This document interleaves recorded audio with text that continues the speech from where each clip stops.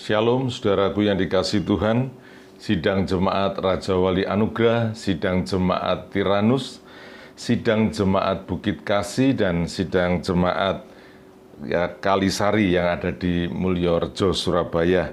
Terima kasih saudara sudah berkenan beribadah, mungkin juga secara terbatas masih, tetapi kiranya Tuhan menolong. Tuhan memberi sukacita hari ini sebab kita ada di hari Sabat Tuhan. Kita mengawali di bulan yang baru ini, yakni tanggal 1 Mei tahun 2022 Masehi. Dan Tuhan beri kita hikmat ya, bahwa tema bulan ini adalah Tuhan Yesus yang ditinggikan ya. Jadi nama Tuhan inilah yang harus kita tinggikan.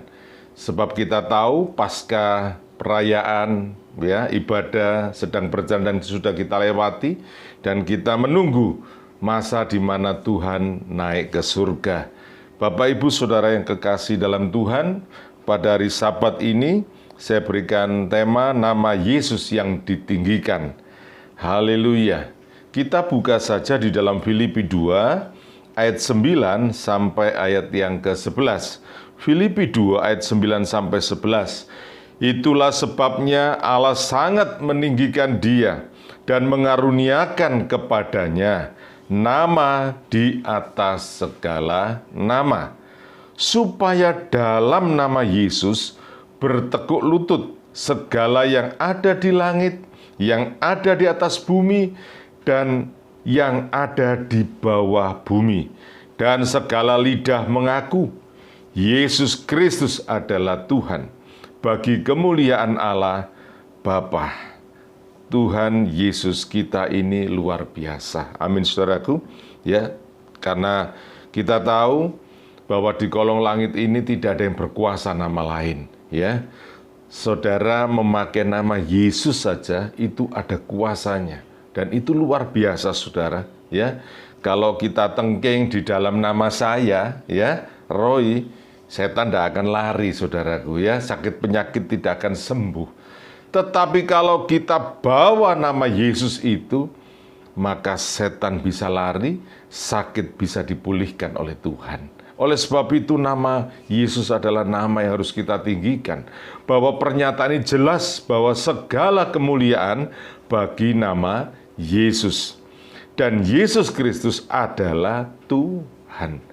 Bapak Ibu Saudaraku, hari ini masih banyak saudara kita yang lain barangkali, atau bahkan kita sendiri di kalangan umat kita sendiri, saat mereka diterpa badai, mereka seolah-olah kehilangan nama Yesus. Seolah-olah nama ini kurang berkuasa, atau bahkan tidak berkuasa sama sekali. Ini persoalan yang sedang kita hadapi. Betapa banyak, dan kita miris sebenarnya, anak Tuhan, sekalipun dia ke gereja, sekalipun dia sudah menjadi anak Tuhan yang lama ikut Tuhan, tetapi mereka tidak mengalami kuasa nama Yesus.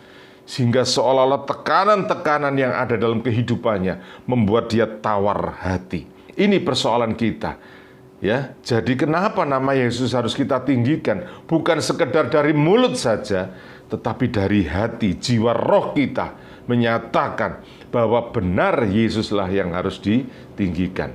Oleh sebab itu saudaraku, hal ini bukan hal yang baru bagi kalangan orang Yahudi sebenarnya saat itu. Karena sebelumnya ada nabi yang menyatakan bahwa ada nama yang luar biasa. Dan ini adalah penggenapan nubuatan juga. Kurang lebih 7 abad sebelum Masehi, nabinya bernama Mikha.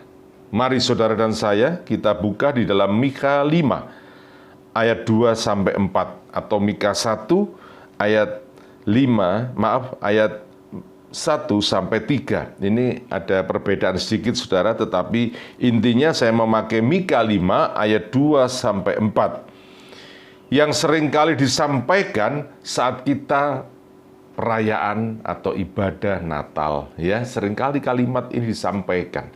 Mari kita baca saudaraku. Tetapi engkau, hei Bethlehem Efrata, hal yang terkecil di antara kaum-kaum Yehuda, daripadamu akan bangkit bagiku seorang yang akan memerintah Israel, yang permulaannya sudah sejak purbakala, sejak dahulu kala. Atau dengan kata lain, sebelum saudara dan saya ada, Dia sudah ada. Ayat berikutnya katakan, sebab itu Ia akan membiarkan mereka sampai waktu perempuan yang akan melahirkan telah melahirkan. Lalu selebihnya dari saudara-saudaranya akan kembali kepada orang Israel. Kita sudah jelas bahwa Maria, ibunda Yesus, telah menjadi sejarah buat kita, ya, bahwa dicatat lewat Bunda Maria inilah Yesus dilahirkan, ya. Lanjut ayat berikutnya. Maka ia, saudara perhatikan di sini, maka ia akan bertindak. Jadi yang dilahirkannya akan bertindak, ya, dan akan menggembalakan mereka dalam kekuatan Tuhan. Dalam kemegahan nama Tuhan Allahnya, mereka akan tinggal tetap, sebab sekarang ia menjadi besar sampai ke ujung bumi. Hari ini namanya sudah dikenal di seantero bumi ini. Bahkan namanya kadangkala ditolak, bahkan namanya kadangkala diterima dengan sukacita. Saudara, satu nama inilah yang dari abad ke abad, dari sejarah sebelum dimulainya manusia ada di bumi ini, sampai pada akhirnya dunia ini, memang benar satu nama inilah yang selalu disebut, Yesus Kristus adalah Tuhan. Amin. Maka saudaraku, saya mengajak, apabila engkau seakan-akan hari ini suam-suam kuku, apabila saudara menyatakan hari ini, Tuhanku tidak terlalu hebat, saya mau ingatkan kepada saudara, bahwa hari ini Yesus terlalu hebat bagimu, bagi saya, dan bagi kita semuanya. Amin. Luar biasa nama ini, yang sanggup menyelesaikan persoalanmu. Apabila kau datang, apabila kau menyembah, dan engkau duduk diam di kakinya Tuhan.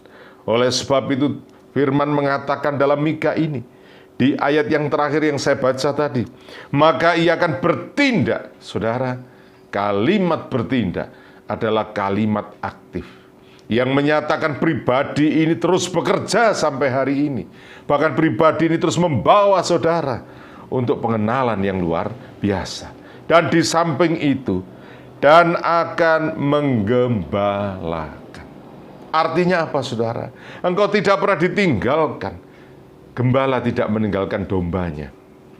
Domba itu sakit, domba itu liar, domba itu mungkin menyakiti hati gembalanya sekalipun.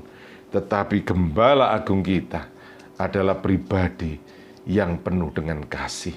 Saudara, nama ini adalah nama yang berkuasa karena bertindak. Dan kemudian nama ini juga adalah nama yang mengasihi sungguh-sungguh. Dia rela berkorban di kayu salib, bahkan kemudian mati, dan kemudian bangkit di antaranya orang mati.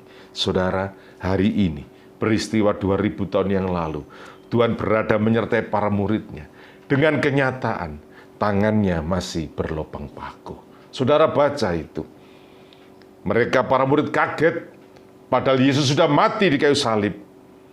Tetapi mereka mengetahui, tiba-tiba Yesus datang dan menunjukkan, apabila kau tidak percaya bahwa ini aku, lihat tanganku yang berlubang, dan lihat lambungku yang ditusuk. Dan benar adanya, Yesus itu memang berkuasa, saudaraku. Ya, yang terakhir, dasar kita untuk mengimani dan meninggikan Dia, bahwa hanya dalam nama Yesus ada pengharapan. Saudara dan saya, kenapa menjadi anak Tuhan? Kenapa engkau mau bersakit-sakit? Kenapa kau mau memikul salib? Sebab di dalam salib itulah kita punya pengharapan yang luar biasa. Tentang apa? Tentang hidup kekal. Kalau salib hanya menuntun kita kepada kekayaan, bisa jadi kita binasa. Kalau salib menuntun kita hanya pada kesehatan yang luar biasa, kita tetap binasa. Hari ini, Apapun yang saudara punya akan kita tinggalkan. Tetapi kita masuk dalam kehidupan yang kekal. Dan kita masuk karena nama yang luar biasa. Lukas 1 ayat 32 sampai 33. Lukas 1 ayat 32 sampai 33. Ia akan menjadi besar dan akan disebut anak Allah yang maha tinggi. Dan Tuhan Allah akan mengaruniakan kepadanya tahta Daud, bapa leluhurnya. Apa tahta Daud? Raja. Tetapi Yesus bukan raja hanya untuk Israel, bukan hanya raja di dunia, tetapi Yesus adalah raja di atas segala raja. Dia raja di sorga, dia raja di bumi ini. Haleluya. Ayat 33. Dan ia akan menjadi raja atas kaum keturunan Yakub sampai selama-lamanya. Dan ingat saudaraku, kalimat yang terakhir ini, kerajaannya tidak akan berkesudahan. Hari ini, raja mana yang tidak bisa mati? Pemimpin mana yang tidak bisa mati? Tetapi hari ini, nama yang kita tinggikan adalah raja yang kerajaannya tidak akan berkesudahan, kekal selamanya. Inilah pengharapan kita, dan kita bangga bersama dengan nama Yesus, Tuhan dan Juru Selamat kita. Haleluya, Engkau diberkati. Amin.